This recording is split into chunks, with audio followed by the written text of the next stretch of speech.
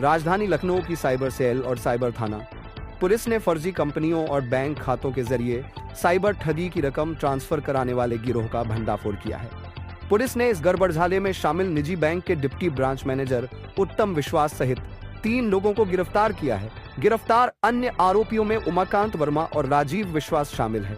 Police के अनुसार आरोपी फर्जी फॉर्म बनाकर बैंक में करंट अकाउंट खोलते थे, जिनमें देश भर में हुई साइबर ठगी की रकम कमीशन पर मंगाई जाती थी। जांच में सामने आया है कि देश के 7 राज्यों उत्तर प्रदेश, बिहार, पश्चिम बंगाल, आंध्र प्रदेश, हरियाणा आदि में हुई 40 से अधिक साइबर ठगी की रकम इन्हीं खातों में ट्रांसफर कराई गई। अब तक की जांच में 3 खातों में लगभग 6 करोड़ रुपए की रकम ट्रांसफर होने की पुष्टि हुई है।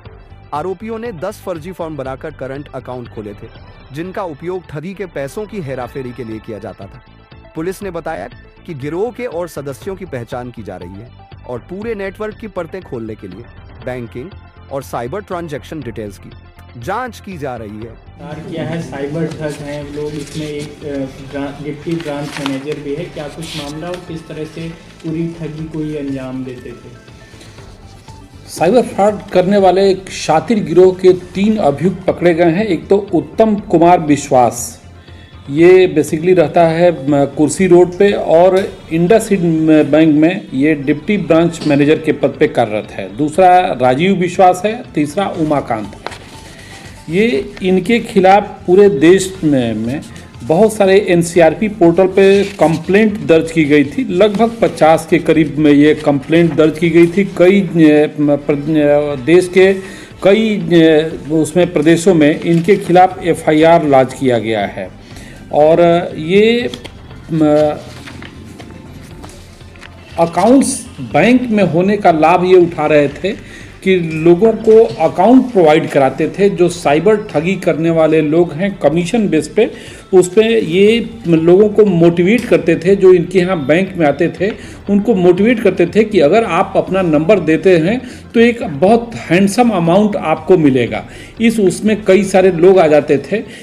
इसके द्वारा ये भी बताया गया है कि अभी इसके बैंक के कुछ और उच्चाधिकारी भी उसमें परोक्ष रूप से अपना सहयोग प्रदान करते थे।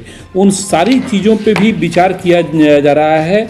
उन सारी चीज़ों में साक्ष्य संकलन की कार्रवाई की जा रही है। अब तक इन लोगों के खातों में जो ट्रांजैक्शन हुआ है वो लगभग 20 करोड़ रुपए का ट्रांजैक्शन अभी तक के उसमें पाया गया है।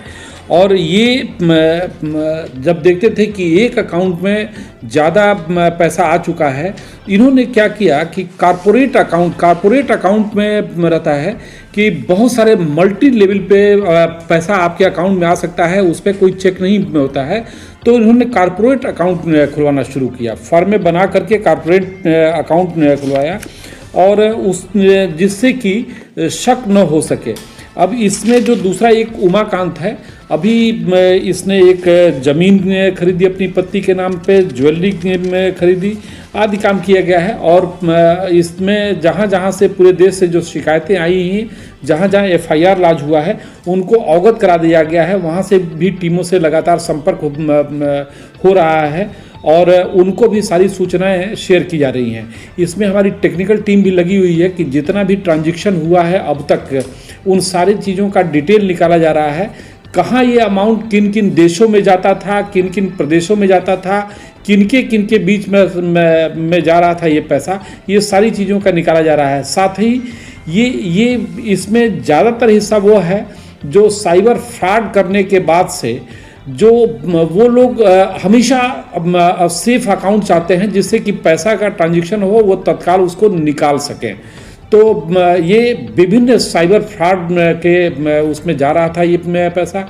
ये बहुत तरह के साइबर फ्रॉड जो चल रहा है उनमें है। साथ ही जो गेमिंग ऐप में जो पैसा जो जा रहा है उसमें भी जा रहा था।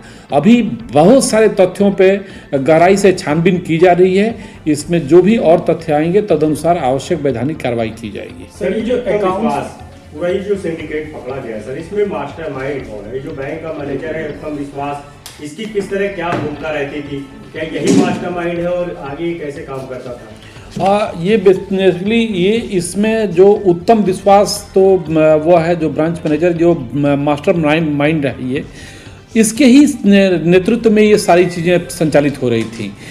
ये खास बात ये रही कि इसमें से जो दो लोग उत्तम विश्वास और उमाकांत, ये खुद भी पहले इन्होंने अपने बुरी आदतों के कारण काफ़ी पैसा गंवा दिया। जैसे उमाकांत ने बताया कि उसका लगभग 80 लाख रुपए जा चुका है, और साथ ही उत्तम विश्वास द्वारा बताया गया कि लगभग 40 लाख रुपए को उसके ऊपर लोन था। उसके बाद से इन लोगों के संपर्क में आया और फिर ये अपना ये नेटवर्क संचालित करने लगा, जिसमें इसके द्वारा अभी और भी हायर अथॉरिटीज़ के बारे में भी इंगित किया गया है। उन चीज़ों पे भी छानबीन चल रही है।